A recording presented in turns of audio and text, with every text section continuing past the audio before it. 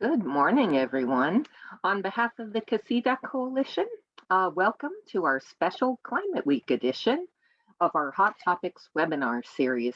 I'm Ann Wyatt, Casita Coalition board member and executive director of Smart Share Housing Solutions in San Luis Obispo.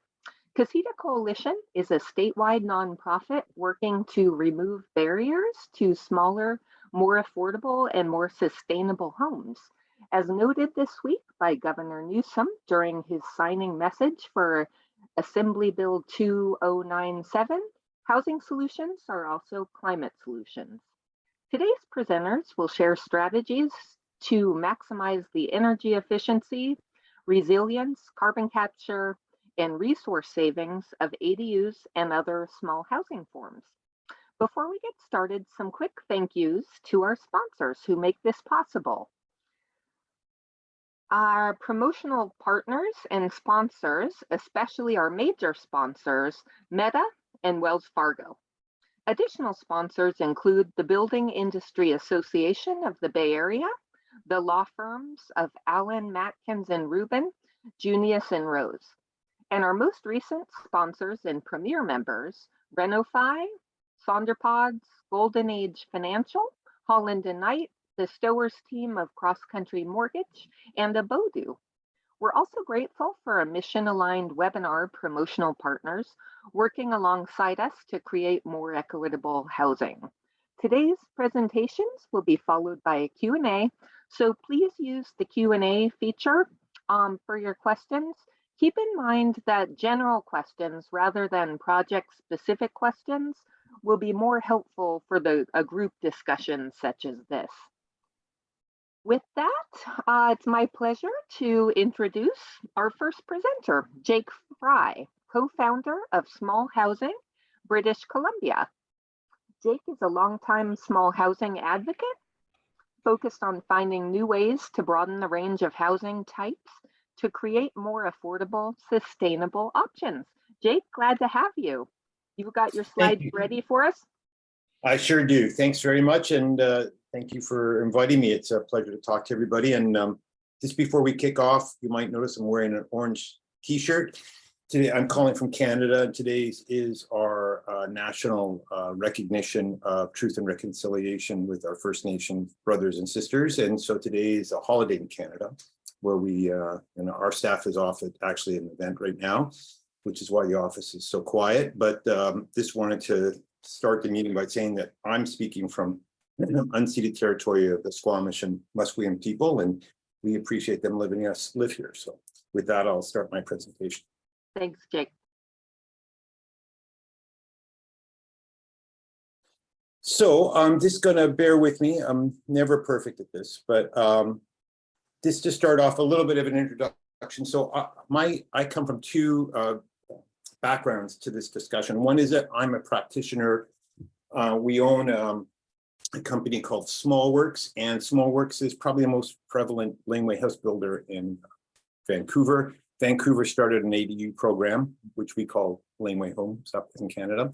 And this program started in 2009. We've probably built about 10,000 laneway homes in the city.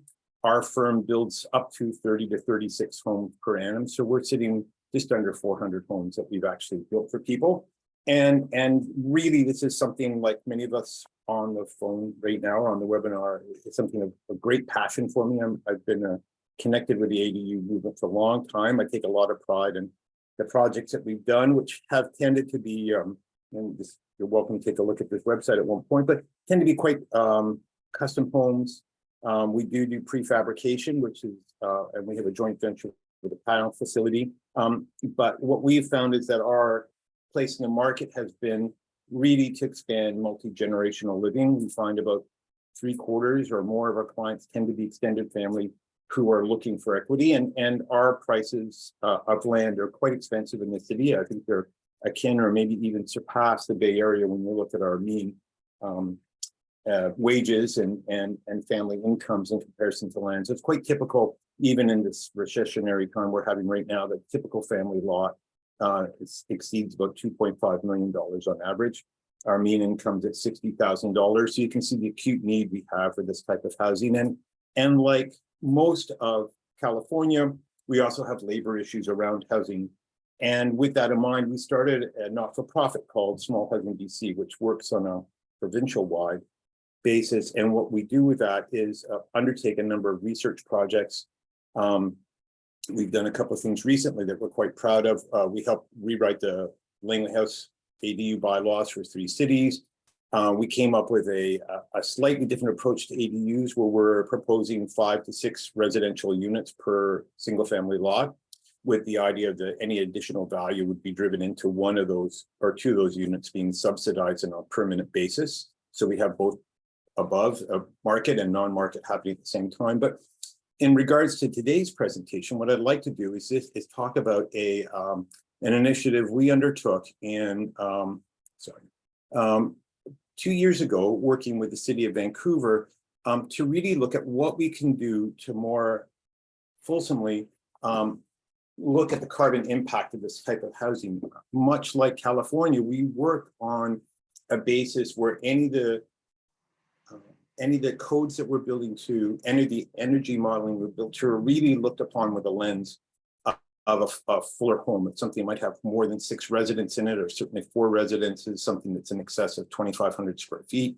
And when we deal with a small ADU, we're dealing with a very different dynamic. And what we're hoping to do with, or I think anyone's hoping to do with their housing, is to really find how can we have less of an impact on the environment? How can we make a sustainable, comfortable home that is not at the same time with its production impacting the planet negatively? And when we look at initiatives like passive housing, we look at initiatives like net zero housing, it becomes very problematic to approach that when you're dealing with a building that's under 1,000 square feet, or in our case, often under 800 square feet. So what we had done is undertook a study with ourselves, partnered with a couple of different energy modeling companies. And this was done through our not-for-profit and was supported with federal funds. It's a grant that we were awarded. So we're looking at how can we make our ADUs affordable, sustainable, and to have some assurances about what we were doing, which have a standard approach that would have a positive impact. And the challenges that we had during the course of our 10 years of building, and at this point, say 8 years that we've been in constructing these, was that there had been a cost that was steadily rising. I think, I hope no planners or building code people take umbrage to what I'm about to say, but I think when you have a long-standing program that's under constant scrutiny, you have a lens of improving what might be undertaken, and often that improving is a layering of bureaucratic approaches or layering of what's considered benchmark good practices. And often that tends to be a compounding approach, one thing building on another, as opposed to standing back and going, what is ultimately our goal? What is ultimately the best practice? And so that's what we've been trying to put a lens to that dynamic, to what we felt was a situation where we were building modest homes, but it was becoming a bit more complicated to do that. And of course, permitting was being delayed and labors and materials were going up. And so we thought, well, look, if sustainability is our real challenge, and really ultimately we're trying to get rid of what is our lowest carbon impact. We knew from our modeling that our operational burdens were quite low. What it takes to, and of course, it's a different environment here for us, it's heating tends to be our biggest operational burden up in Canada, as opposed to, say, cooling, which I'm sure most areas in certainly Southern California would be affected by. So we said, well, what can we do? And so we did, as I mentioned, a fulsome study, and we looked at 3 different homes. And we said, okay, these are very typical of the type of homes that we build. This is a good cross section. What is the actual impact of what materials that we put into the home and the physical activity of building, and what are we looking at when we look at carbon footprint or greenhouse gases? And we said, well, what are the areas that were most impactful? And what we found is that our foundation system, the wall assembly, and our heating obviously were our biggest, these are the biggest emitters of carbon. And we said, well, let's look at the lifespan of this building. So the best we could probably get out of one of these buildings is 60 years, given the type of homes that we're building. And let's put a lens on what we could do to make the best building that would last the longest time and over the course of its life would have the lowest impact. on the environment. And what we discovered was that we needed to do a couple of things. One was we needed to lighten up our wall assembly. Right now, we're building to a level. Up here, we're looking at an excess of R22 effective insulation, and we need either an expensive process of putting an outboard insulation on our buildings with a less amount of wood. What tends to be typically done here is actually used structurally. We only needed about a 2x4 wall to support these houses, but we were using 2x8s just to accommodate insulation. And you can imagine the impact. We're using 3 times the amount of wood just to accommodate an insulation system. And what we found is we could scale that back 2/3, and we were actually having, even though our insulation is lighter, effectively we were getting such a modest difference in the performance. That was the sweet spot. We looked at switching to electric heat. Of course, for us, we're fortunate in BC with having, although there is a cost impact to it, there's no question about it, and a carbon cost impact, but almost all of our hydro production is done through water. So that's, and we have very few, if any, coal generations or nuclear generation here. It's almost done exclusively through hydropower. And of course, looking at the foundation system and use of concrete, which is probably our biggest impact on carbon. Part of this work was done in accordance with some work, interesting work done from Builders for Climate Change, which is a Canadian federal agency, or it's a Canadian agency. It headed in our capital of Ottawa, but it is an independent one, and they're really interesting. And their focus is really what components can go into the house that have the lowest carbon impact. But what we discovered is if we switch some of the systems, which we're going to talk about, we were getting below 10% carbon changes. Now, our impact was a 97% improvement by this looking at these 3 entities. And you know, the stat that came out of this that I was most shocked by, and which is that we were in our studies, we were doing something like they were fulsome. We would pay attention how long the excavators were on site, how much material they were pulling out, where that material was going for our foundations, the amount of wood that went in for our foundations, how many pickup trucks came to site, how long they idled. I mean, it was a very fulsome impact. What we discovered is that the carbon and greenhouse gas impact of putting a simple 800 square foot slab on grade, a foundation in, more carbon was emitted in that process than running that house on electricity for 60 years. If we were to look at a house heated by a non-demand gas boiler system that would deal with heat, hot water, and had a gas range for cooking and so forth, we were still looking at greater carbon impact putting that foundation system in than running that house for 32 years. So these are really important things because we're dealing with such subtle, small shifts. What we haven't done in the study, and we'll continue to go into this, and it's a sort of a phase 2 of the study, is we're really starting to look at, you know, actually picking specific building materials that we feel will be more cost effective, but also have a lower carbon impact. So, so when we get into the hard numbers here, and for those of us who are real data crunchers, we have a step code here, which is basically step code 5 for us as a passive house. So what we're finding is we could switch those identical 3 houses, and we were moving from numbers where our carbon footprint was, say, on this top house, which is our small single story, 86,000, call it almost 87,000 kilograms of CO2, down to 79, just by switching those building systems. Likewise, if we looked at a 2-story building or say a bigger single story that would have more carbon impact because it was had more concrete, they were looking at something over 100,000 kilograms of carbon down to 8,400. I mean, so these are the things that, you know, I'm encouraging us to look at, because we could have homes, and this is that same home I just outlined, finished identically inside with the same components, the same level, which is a very comfortable living environment. And yet in approaching these homes and how we construct them with an eye to embedded carbon, we can actually really have a significant impact and a unique impact in our industry compared to what a single family home or multifamily builder would have. And it's a matter of really getting our colleagues in and the regulatory field to really start to recognize that what we can actually do here, especially as we really get these ADUs numbers up, is that we can start to get a lot of housing in at a fraction of the carbon impact. And no one's really taking a look at this. And yet this is probably within house construction and housing in general, the biggest opportunity that's being missed, I think, in this discourse that we're having on an ongoing basis.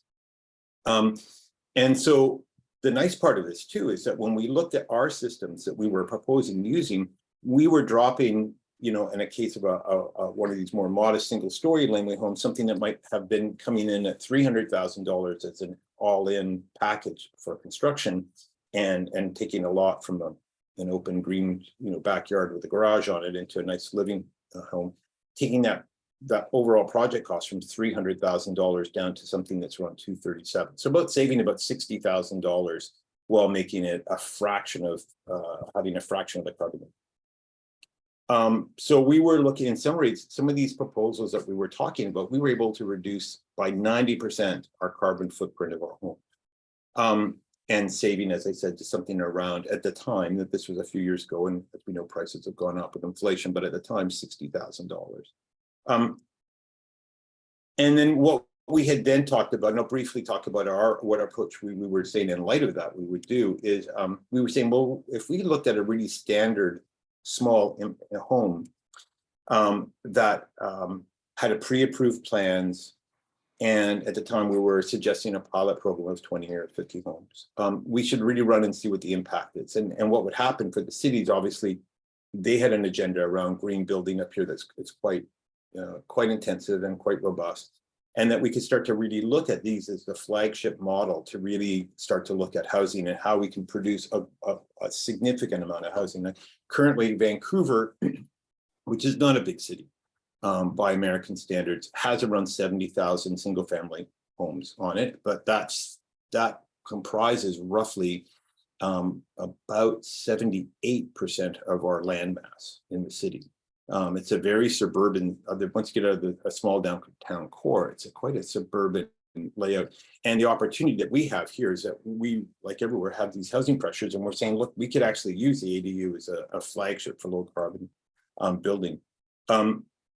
And we'd have, this is very typical Vancouver street, and we would have this lovely little charming character unit on it. Now, we do have about 10,000 laneway homes right now, but they're typically, as I said, happen with new construction. They tend to not focus on these dynamics that we're talking about. So they're having a big carbon impact. And how do we balance it out? And we're saying, let's look at this unit, this ADU, very differently, and let's come up with new building standards that focus on this opportunity that other buildings don't have. And so these are, sorry. There you go, the domestic work encroaches. So these are the type of buildings that we're starting to do now and starting to pilot with the city on a more robust area. And the last thing I leave us with is something that's really important for us, is because we're in a rainforest, is the other thing we looked at too, is that we actually have alternative systems. So where we're trying to plug into the current infrastructure in the city with things like sewer and water, groundwater, which is a big impact for us here, because we do get a lot of rain. It's a rainforest. We're actually able, again, with the laneway home, if we look at programs that are a bit more unique, we can deal with things like groundwater as we get these buildings built on a different foundation system, and we collect rainwater and so forth. We can deal with that on the property. And we were piloting another program that said, look, why don't we really focus on the principal residence? So if you do an ADU, a lane home, how about we'll give you a break on the infrastructure costs that we charge on a municipal level if you upgrade your principal home to low flow utilities. And what we found was really interesting. So, and I'll leave you with this last stat, I think my time is up, but generally it's costing us about $60,000 to put new infrastructure in around the production of these homes between permits and actual costs. What we found is for $10,000, we could do two things. We could deal with the rainwater with a system that was within the property. But what was more interesting is if we altered the house was roughly about $4,000 to $5,000 worth of upgrades, we could have dropped, even with the presence of a new kitchen and a whole new residential unit in the back, we could have dropped the net output of what was going into the treatment plants through the sewer system by 25% of volume. So it's that type of lens. And while some of these examples I'm speaking of here are very typical to our city, and it's a different climate to most of California, it is something I'd really encourage the practitioners in the room and the people who will be speaking to and interested in having an ADU built, that you start to look at these dynamics as part of your decision making. So with that, that concludes my presentation, and thank you so much for your time. Jake, thanks for that. I know there will be a lot of questions on what you've discussed here. And so with that, I'm going to move us along and introduce Nick Brown. He is president of the Build Smart Group. Nick is a certified energy analyst, energy consultant, and building industry veteran, helping people design for sustainability and energy efficiency. Nick, we're so glad to have you here with us today. Welcome. Thank you, Anne. Yeah, I'm an energy consultant in Long Beach. I've been volunteering some of my time for Casita to better understand how ADUs are a little bit different than standard homes in the area of energy code compliance. And the answer is quite a few ways. And so what I wanted to cover with you today was what exceptions already exist in the California Energy Code for ADUs, what future work is being done in the upcoming code cycle, what we call the 2022 Title 24 code that takes effect January 1st, 2023 and beyond, and then make a case for why these ADUs increasingly, I believe, should be built all electric, with the ADU on the right that I just built above my garage as an example. And Jake, I was glad to see you chose the same siding color as I did for this one. And we'll look at how the energy performance of that unit is so far. So first of all, the Energy Commission recognizes that from time to time there are mismatches, awkwardness between different codes that we all have to comply with. And in the case of the energy code, we know we need housing in California badly, just as badly as Vancouver and British Columbia. And yet there were areas of the energy code where in some cases ADUs were more difficult to build than McMansions. I certainly saw that in my energy modeling practice. And so the current code has several helpful provisions to ADU building. If we convert an existing unconditioned space, we get to treat it as an addition, not as entirely new. So that detached garage is a great example of that. We get to treat it as an addition, not entirely new. That's a slightly easier pathway to compliance, and no solar is required for additions. So that greatly restrained the cost of building new ADUs.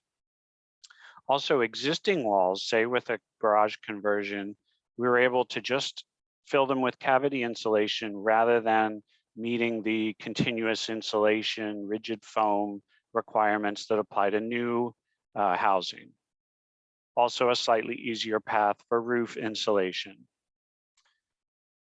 And coming in the new code are a few more helpful provisions, which I'm glad to say Casita may have played a part in advocating for. I helped Casita draft a letter to the CEC on some of these topics, and it probably had an impact. First, there's a PV requirement when solar is required for new ADU construction. This only applies to new detached ADUs. Attached ADUs treated like additions, no solar requirement. Garage conversions treated like additions, no solar requirement. But let's say we've got an entirely new ADU detached.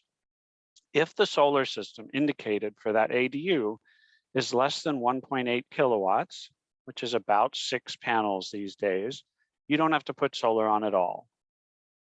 Now, because the equation depends on conditioned floor area and climate zone, this break is going to come at different size ADUs in different climate zones. I admit it's a little awkward. So climate zone 6 where I live, that's going to occur at about 960 square feet. Anything smaller than that, no solar required. Climate zone 9, San Fernando Valley, LA, 717 square feet. Out in the Coachella Valley, where there's a ton more electric usage and therefore more solar required, it's not very feasible. It's at 200 square feet. But that's a nice exception, which keeps costs of construction of ADUs down a little bit. Water heating is another area where the CEC recognizes that with limited land and limited floor area, a tank-based water heater is difficult to fit in every ADU. And with moving to prescriptive standard heat pump water heaters, which have tanks in 12 climate zones this code cycle, the CEC recognized that some provision for space-saving water heating was warranted. And so they've said any unit 500 square feet or less can use an electric tankless water heater, as long as that's combined with what they call point of use distribution system, verified by our HERS rater, which if we're using 3/8 inch diameter piping, equates to a total of 15 feet of piping. So it's not a blanket permission, but if you can meet that by putting your kitchen and your bathroom runs close together, that's a nice pathway to compliance. Also, units 1 bedroom or less can use this lower voltage 120 volt heat pump water heaters coming on the market right now, whereas the standard is the 240 volt 30 amp units.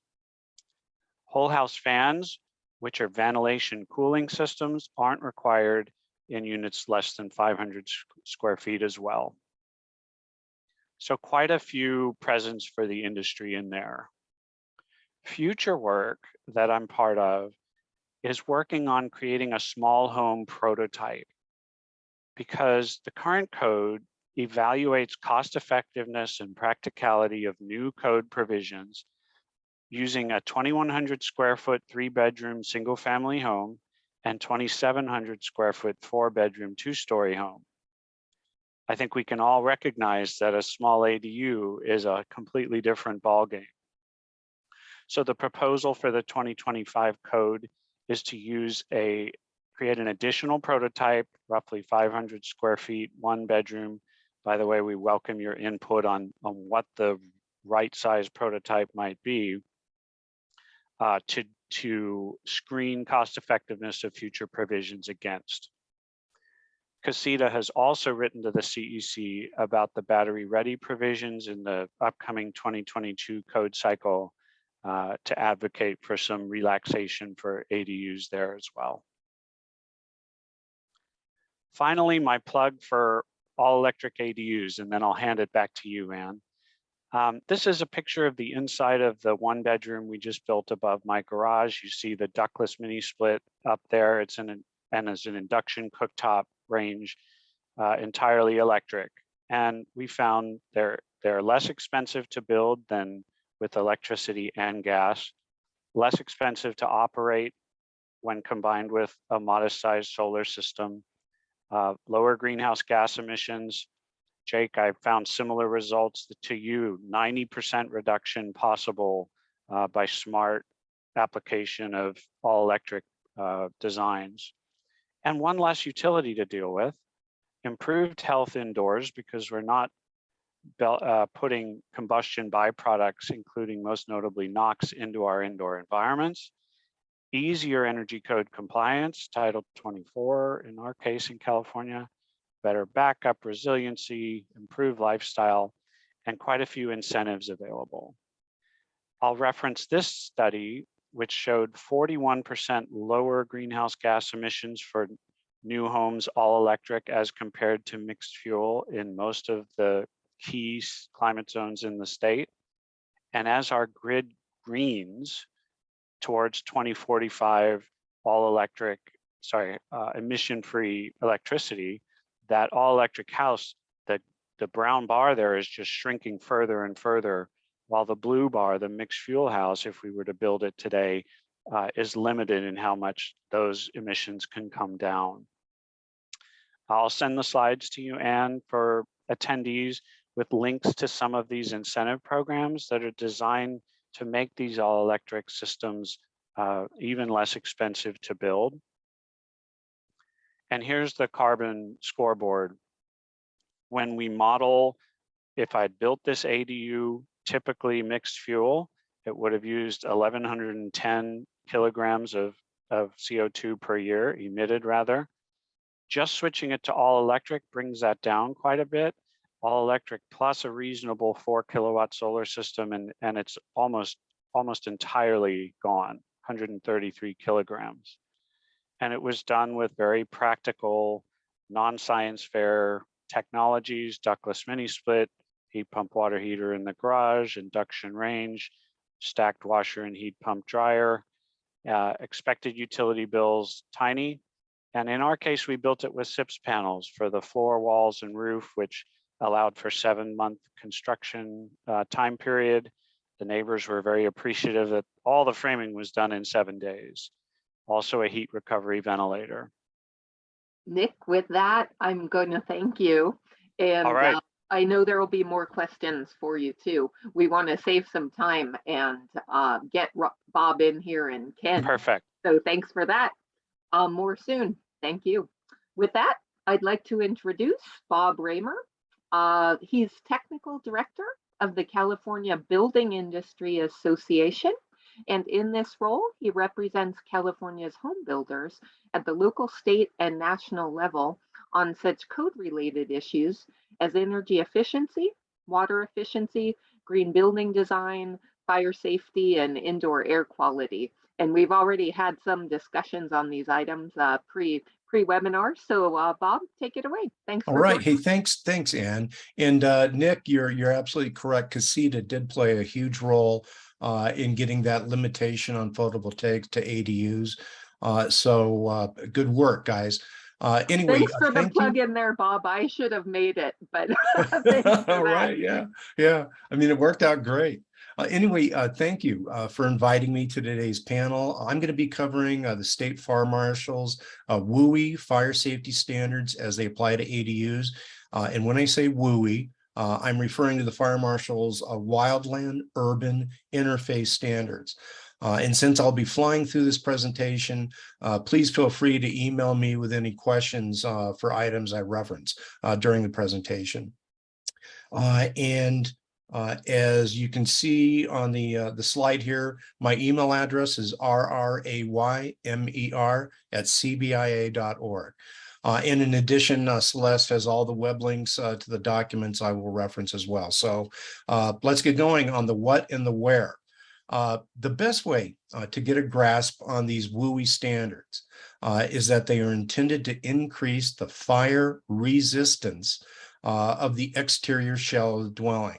The standards don't make the dwelling fireproof. They just slow down the ability of the fire to penetrate the dwelling, which is very important.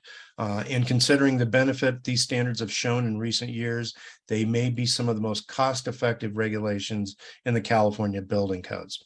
Now, in terms of application, if it's a new ADU, and it's detached from the adjacent home, it must comply with the WUI standards.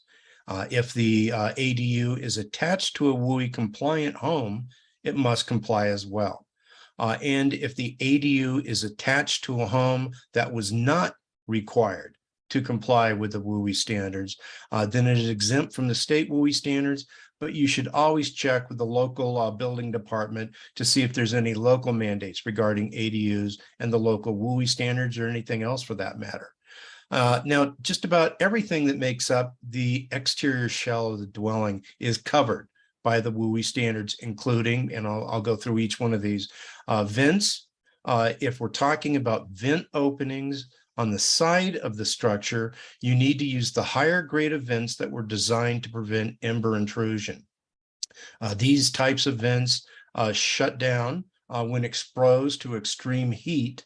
But if you're talking about the vents and openings on the roof, you can use either of these higher grade fire resistant vents that we use on the walls. You could use those on the roofs as well, or you can go with wire mesh, where the dimensions of the mesh are no smaller than 1/16 of an inch and no greater than 1/8 of an inch.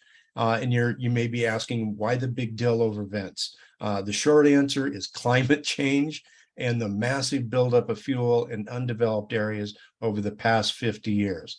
We've, going back to the 1960s, We've been doing our best to put these fires out as quick as possible. As it turns out, fire is the natural way to keep the forest healthy and free of excess fuel load. And so the way these fires have now changed, instead of rapidly moving through the base of a healthy forest, like the fires did many years ago, these major conflagrations that we've seen in recent years burn a lot harder and longer in the same place.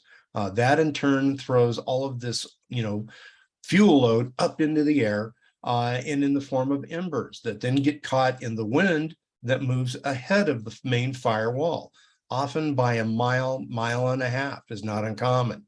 So before the firewall hits a community, it's raining embers. And since the inside of the home is usually having a negative pressure compared to the outside of the home, these embers get sucked into the vent openings. And it's not uncommon for the fire service to drive by a home that is burning on the inside before the fire hits that area. Former State Fire Marshal Kate Dargan was driving through the Angora, part of South Lake Tahoe, before the Angora fire got down into the valley area. And she took pictures of basically a couch on fire on the inside of the home, and the fire wasn't anywhere near that area yet. And so the vents have become an incredibly important area for fire safety. Probably number 2 in rank is the roof. Starting January 2023, a Class A roof covering is required. The good news is that the cost of a Class A roof covering is relatively the same as a Class B, which is of a lesser level of fire resistivity. Now, that wasn't the case 15 years ago, but so many jurisdictions have just gone to Class A as a local modification. Basically, the cost of those have really come down. Third on the list is windows. Windows must be dual paned with one pane of the glass being tempered glass. And it doesn't matter which of these panes is tempered glass. And you're probably asking, well, why does it have to be tempered? Well, if you got a single pane of glass and the fire moves up, it will crack the window and that window shatters. And that all of a sudden you got a hole on the side of the house, which is like a giant vent. And so the embers get in there. If you have one of the dual panes of glass that's tempered glass, it'll still crack, but it doesn't shatter. And so you keep a good structure to that wall system there with tempered glass. Now, there's also a way to combine the fire safety with energy efficiency. When you're replacing an old single pane window with an energy efficient dual pane window, just make sure that one of the panes is tempered glass. And when you replace an old roof, make sure that you've got both a cool roof for energy efficiency and a Class A fire rating. And for those of you that aren't familiar with our energy regs, a cool roof doesn't mean a white roof at all. You can get a cool roof in all sorts of great, very marketable shades. And so light colored, you can even have dark colored cool roofs. Now, in my opinion only, I consider the 3 items I just covered, the vents, the roofs, and the windows, to be the most important features of the WUI regs, especially for existing homes. But there's also fire resistive standards that apply to the eaves, the walls and doors, and the decks. When you come to eaves, you now have to protect us on the exposed side with ignition resistant material. For exterior walls and doors, there are several ways to comply, but a 1-hour fire resistance classification is the most commonly prescriptive measure of compliance that we use. And lastly, with decks, the underside of the deck needs to be enclosed with ignition resistant material to within 6 inches of the ground. This is to keep those embers from going up under and lighting things on fire, which they do a lot. But not a lot of decks on ADUs. Now, to try and help homeowners, contractors, and building officials who may have questions about which building materials and products meet the WUI standards for fire resistivity, the Fire Marshal has assembled a very helpful publication entitled The State Fire Marshal's Listed Urban Interface Products Handbook. The document is updated every 6 months And the latest edition is stamped June 7th, 2022. And while it doesn't include all of the products that comply with the WUI standards, it does include those listing for those products which the manufacturer has already gone through the fire marshal certification process. Put differently, you're not required to use only the products in the handbook, but if it's in the handbook, you're good to go. It covers decking, exterior windows, exterior wall sidings and sheathing, exterior doors, under eave protection, vents, and non-wood roof coverings. And the best thing about this handbook is that it can save you a ton of time if the local building department is questioning whether the product you are using meets the WUI standards. It gets used a lot during plan check and during field inspection. And you've got to understand, after COVID, the local building departments have been hammered. They've lost staff. They're trying their best to get back up to a normal staffing level, but the employees are few and far between in most building departments throughout the state. And so you may find somebody who's new on the other side of the counter, and having this handbook basically gives them a comfort level that what you're using is good to go. Now, if we're looking at where the certified WUI fire hazard zone maps are going to be, this basically tells you where you apply these standards. And I know this is going to be clear as mud, but the maps are changing and in a big way. Now, today, right now, today, the fire marshal's WUI rigs are required to be applied in the state responsibility areas. That's where, of course, the state has the responsibility for providing fire service. And those areas are broken down into very high fire severity zones, high fire severity zones, and moderate fire severity zones. In addition, they're also required in areas where the local jurisdiction has mandated application. And that's a lot of areas. Now, I talked earlier about a big change in the way, and this is what it is. Several bills have been passed that require the state fire marshal to update the state responsibility area maps. And here's the biggie. They're also going to be updating and certifying the local responsibility area maps. And there's kind of a double whammy here. First, in addition to using wind, topography, and fuel load when determining the boundaries of these WUI maps, the fire marshal has now been required to include ember advancement into this area. And if you remember, I was telling you, the embers can travel a mile to a mile and a half in advance of that fire. So at a minimum, that already the new maps are going to get a lot bigger than the old maps. In addition, the legislature is requiring the fire marshal to develop fire maps for all the LRAs, okay? While today's WUI standards, the stuff that you're complying with today, those maps apply to roughly 20 to 25% of the state. We're estimating that once all and done, the new SRA and LRA maps are going to cover roughly half the state of California. And so we're looking at a potentially doubling of the area where these standards apply. Now, it's going to be a while till these maps are done. The fire marshal would like to have all of these new maps prepared and certified throughout 2023, and they're just now getting ready to send the first 4 maps out. They do it county by county, and so they're basically picking 4 Southern California counties, and they're going to keep going till they get all 58 counties gone. Now, bottom line here, yes. Thanks. I think bottom line sobering. Yeah. Yeah. I'm going to cut you off here so we can spend some time with Ken, and then we'll come back. There are plenty of questions. Right on. Hey, I'm done anyway, so that's good timing. Yeah, thank you very much. Okay. With that, I'd like to introduce Ken Calligar, and this is part of our innovation corner, and he is CEO of RSG 3D and Resilience ADU, and Ken's innovative building system consists of high performance, lightweight structural concrete insulated panels. There's something that we've talked a little about insulated panels and some kind of prefab constructions. So Ken, take it away. Tell us about these. Welcome. Sure. Thank you very much. We're going to go real fast here. So stay with me, please.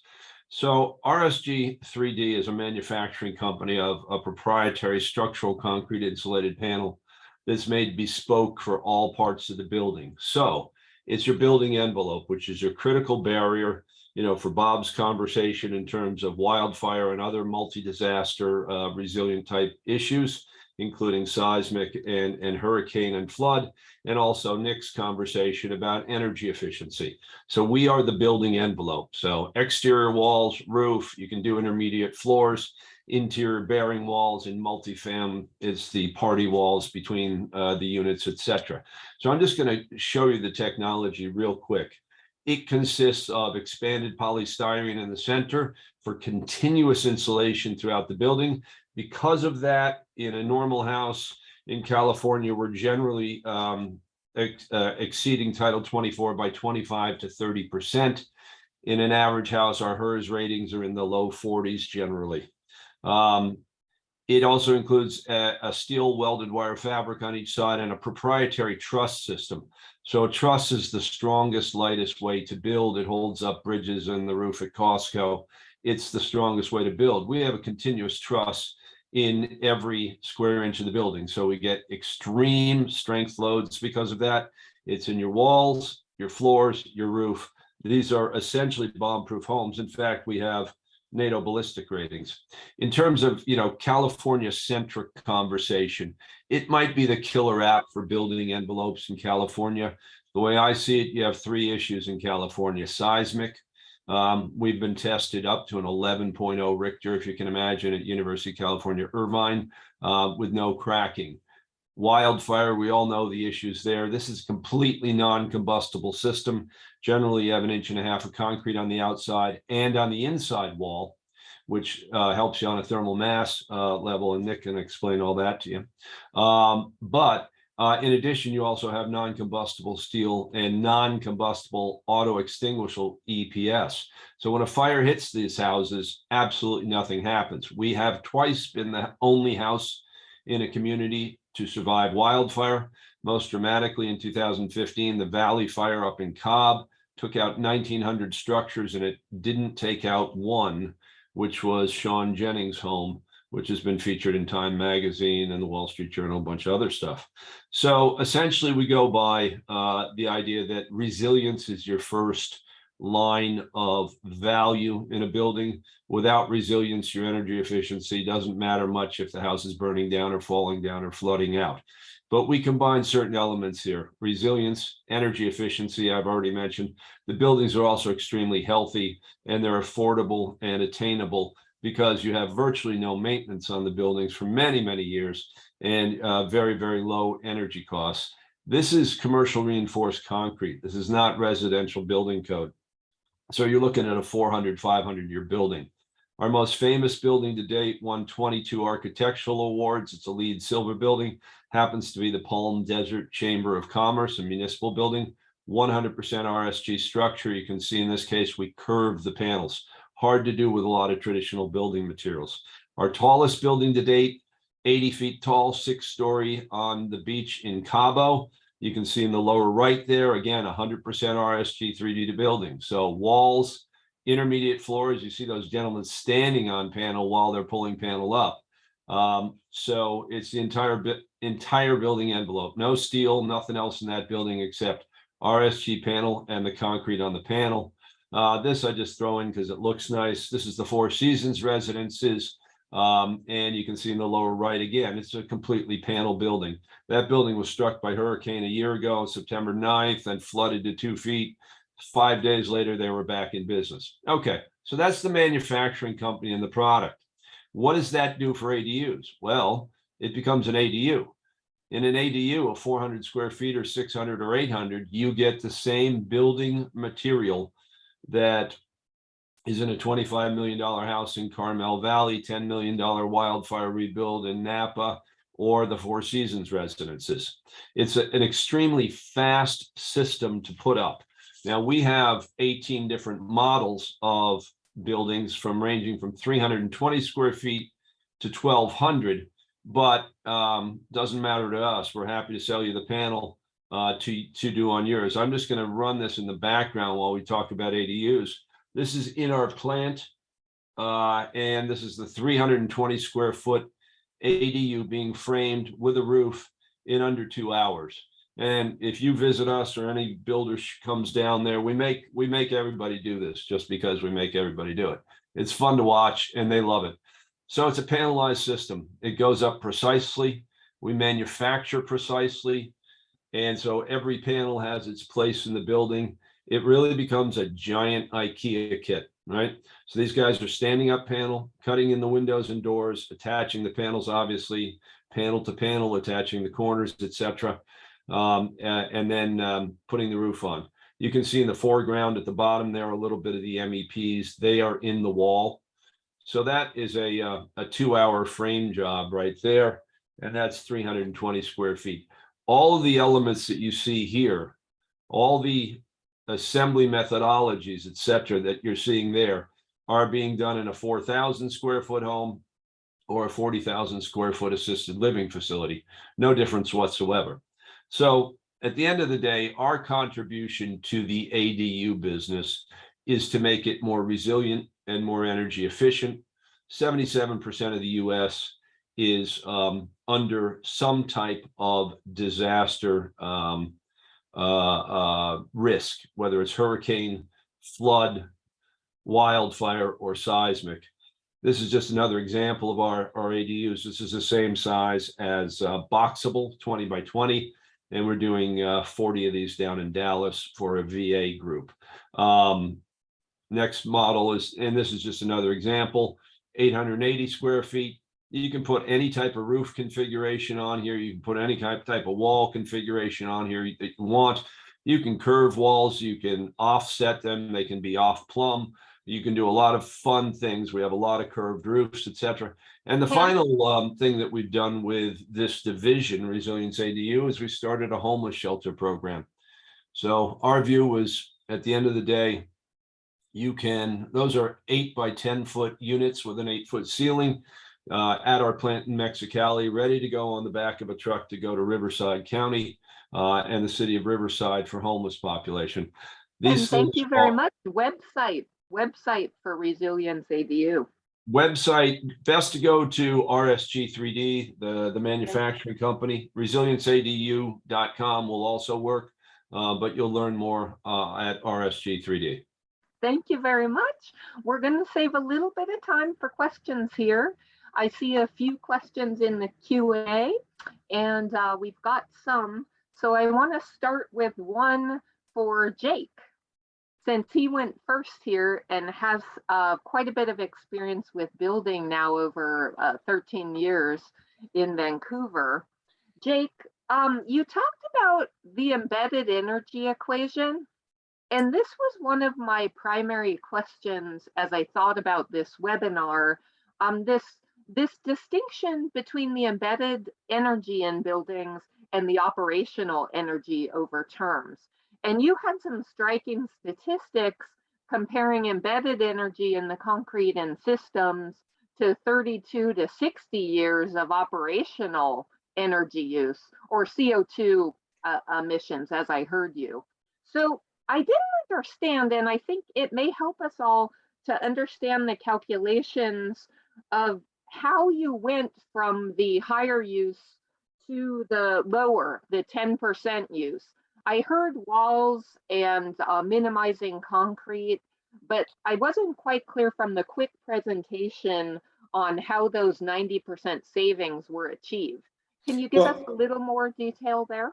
Sure. I mean, certainly anyone's welcome to reach out and we can provide that detail. And it's a complicated equation, which to be our consultants dealt with. So I'm, like any CEO, so good at that 1 or 2 lines, which encapsulate why that's there. But let's look at the carbon impact of the slab on grade. So our calculations were taken from the following. So this is again, so let's say we've created that level platform, much like Ken's plant, where he put up his wall system. So to get us to that level piece of concrete that we can build on, we looked at what the impact was around machine time to take down the garage and the fossil fuels that were used for that. Same, the machine time to dig the hole, the machine time to take the waste soil and where it went to, time to get the aggregate material that we needed to bring back. Jake, we have 5 minutes for Okay, questions so here. anyway, So what I wanted to do we is take how, that you know, what's the shift? I know we don't have time for the detailed sort of calculations, but what did you go to from the Yeah. slab on grade? Okay, Is sorry, I my question. misunderstood. How do we make that shift? And from 2x8 walls to what? Okay, well, okay, so two great, questions. So really quickly, the simple act of taking away the concrete slab and replacing it with poured in place concrete piers that would hold up a wood floor system, and taking a simple 2x8, a traditionally assembled wall system, and taking it down to a 2x6 wall system, both of those are contributing factors. So in our calculations, and just to go back to that, if we took out all the work and all the impact of the slab on grade, replaced it with all the work and the carbon impact of the poured in place concrete piers, we ended up with that savings that I discussed with you. Okay, thanks. So that'd be, that's helpful to understand, you know, since that was a huge savings with that embedded energy in the building. Yeah, and if we move to precast concrete with a manufacturing system that had a low CO output, then we would do better than that too. Okay, got it. That's helpful because it's got to be more than just not do what we're doing, but what do we do? You know, how do we do it differently? Sounds like we should talk to Ken and he could do a floor system for us. Right. Lots of potential synergy there. Nick, tell us about battery ready. When you say there's some exceptions for that or some requirements coming, what do you mean in that? Yeah, the new code is going to ask us to, for every new home we build in California, have it ready, pre-wired in effect to plug in a future battery. And if you apply that to every ADU built next to a main house, that's a large requirement. And I think Casita can justifiably argue that maybe wasn't the intent. And part of that battery ready provision is a 225 amp panel, which I think we can all agree is more than a typical ADU requires. So we're engaging with them on those issues. Okay, and that's when you said an exception has already been made? No, it hasn't. Yet? Okay, no. So that's something we may want to rally around. Right. Lots of us with experience know getting enough juice to these small units can be tricky and really add to the cost, especially if our power company doesn't even have it at the transformer. So, okay, thanks for that. That's something that's we may want to focus on then. Bob, WUI and costs. I'm an affordable houser, and I want these new ADUs to be affordable. You said roof cost is about the same to go Class A. What about our windows, our dual pane and one side tempered, and our doors and costs of the other sort of Class A requirements? Okay, well, for a typical, production style home, not an ADU, the WUI rigs will run roughly $2,000 to $5,000 per home. But a whole lot of that is spent on both the roof and of course the windows. Now for an ADU, this cost collapses, exponentially. And the good thing with the windows is, like I said earlier, you're not required to have the tempered paint on one side or the other. You just have to have it in one of those two dual panes. And so the window manufacturers don't necessarily have to radically change their production line. They can basically go ahead and put in these windows, which the panes are still about the same dimension requirements. And so whatever their manufacturing process will hold, they'll get that done. And so we worked hard to make sure it didn't matter which side you put it on, as long as it's in there, and that helps keep the cost down. So the manufacturers didn't have to redo it. So that's how to go. We packed a lot of speakers in here. Yeah. And so I'm hoping you can all stay with us, and people are interested. We have some more questions about water heating and some other questions from the Q&A, but I need to make the wrap up thank yous right now. So I hope you'll all stay with us, and people who have more questions and interest, stay with us for a little bit. But I need to thank our sponsors and honor people who need to get off of the call right now, and thank everyone for joining. And I need to invite other small housing professionals and community-based organization and homeowners to add your voice and join the conversation by becoming Casita Coalition members at casitacoalition.org. You'll find lots of resources on our website, casitacoalition.org, and guidebooks and subject materials such as information for garage conversions, ADU finance, and links to our webinar library for hot topics videos such as these. Next month's webinar is Friday, October 21st, and we'll look at small home communities such as cottage clusters, pocket neighborhoods, and communities designed for tiny homes on wheels, as well as new home developments that include attached and detached ADUs. We hope you'll join us again then, and you'll keep up to date by joining our mailing list or becoming a member at casitacoalition.org. So with that, thank you everyone for those that need to sign off. But for those that can stay on, we can take a few more questions and then wrap it up maybe at 12:10. Bob, I wanted to carry on just for a moment about that cost, knowing that affects lots of us, and we want to meet our requirements for fire safety, but also acknowledge cost challenges for a lot of builders. How much more expensive are those products then?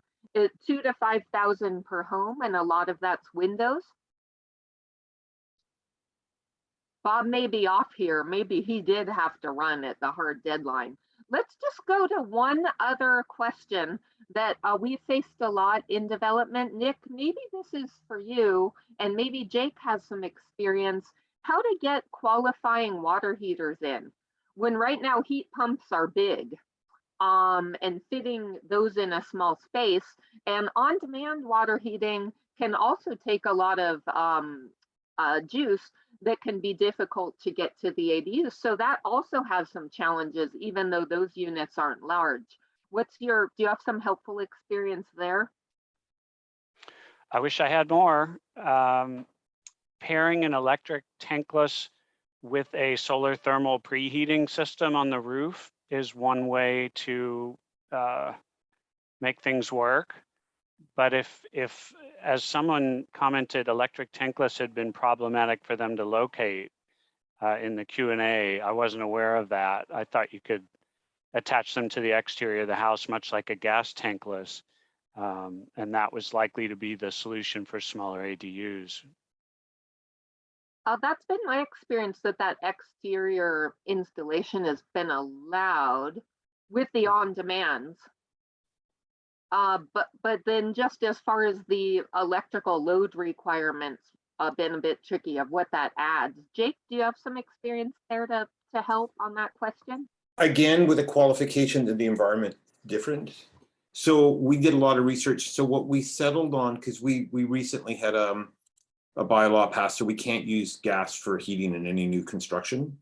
That's where we're phasing out fossil fuels completely. So what we've decided is the best system that we're using is we're using a hot water tank that has a built-in recirculation pump. And so we drive our domestic hot water off that tank, of course, but then we also use it to run a radiant floor system.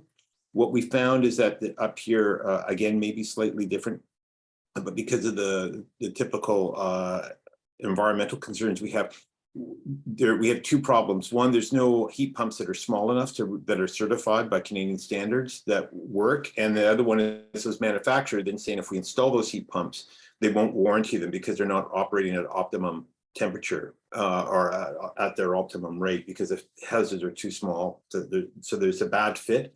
We're hoping that we might get some products, on-demand electric products from Europe certified in the next couple of years once this pressure is put on the housing world. But it's just right now, it's a tough one. It's a tough one. And heat pumps just don't work for us, unfortunately. No, So well, I'm hearing you're using standard electric coil water heaters, then tanked heaters to do both of things. with a circulation pump built in. Right. Okay. Yeah, that's a tricky one. I think it was Nick who told us we should be seeing some smaller 120 heat pumps come on the market. Are they actually yet, or is that still coming? I haven't seen them yet. Rheem has announced that theirs is on the market, but I don't know how much into the distribution channels they're in yet. Okay. And they then, require mixing valves, so they are a little different than the larger voltage units. right. So I think we have reason for plenty of questions, and jury's still out on how well that product will serve small spaces too. So that's something I hope we can focus more on, knowing that's a challenge. And let's talk just finally a little more about the location quotient of infill homes. We talk a lot about the home energy quotient, but we don't talk so much about the very realistic costs of where we locate our homes. And we've basically been talking here about locating in cities as kind of an assumption, but lots of our development certainly is seen in outlying areas. Anybody want to speak a little to the necessity of infill, or how analysis is run for less efficient placement of housing? Maybe no one wants to take that one because it's a tricky one. I don't know if I understand the question, Han. I'm sorry. Well, as a planner looking at spatial analysis and where we put our homes, when we're looking at energy use of homes, we have the embedded energy in the house and we have the operational costs, but we also have the transportation costs associated with the placement of the home. That may be, in a central place where someone can walk or bike around, or far out. So when we're talking about the home cost, it's not in isolation of the placement of the home. So this isn't the best conversation for this group here, but as a land use planner, that's certainly something I spend a lot of time haggling over. Yeah, and I would say for us at Small Housing BC, that's kind of our raison d'etre, is really what we're doing, is doing some pretty significant, I think, significant research on how we're able to better utilize that single family lot to accommodate more. So we have a couple of our more progressive communities are looking at bringing on 4 to 6 residential units on single family lots, most of them somewhat located near, somewhat meaning, say within 200, 300 meters of some sort of transportation system. And that seems to be, and focusing on the single lot, that's 2 things for us. One is we seem to have the industrial capacity for that single family home builder to shift to doing these small scale multifamily, and contrast to this, the length of time it takes to get, say a 300 or 400 unit concrete tower built. And hand in glove with that is that we seem to be able to slide that into a community with less of a kind of social impact. So what we end up doing is supporting more local business, and at the same time, not displacing people who may be in a good rental situation, or affording somebody on a fixed income who has a lot of equity, a way to get equity out without having to necessarily leave a community. Thanks for that. Right. Any other quick comments before we sign off here? Anyone? Something you're really wanting to add? Well, with that, I think we will close it out, and thank you all for joining us today. It's a lot of information, so apologies for just the very brief look, but thank you very much, and thanks to everyone for joining. Enjoy the day. Thanks.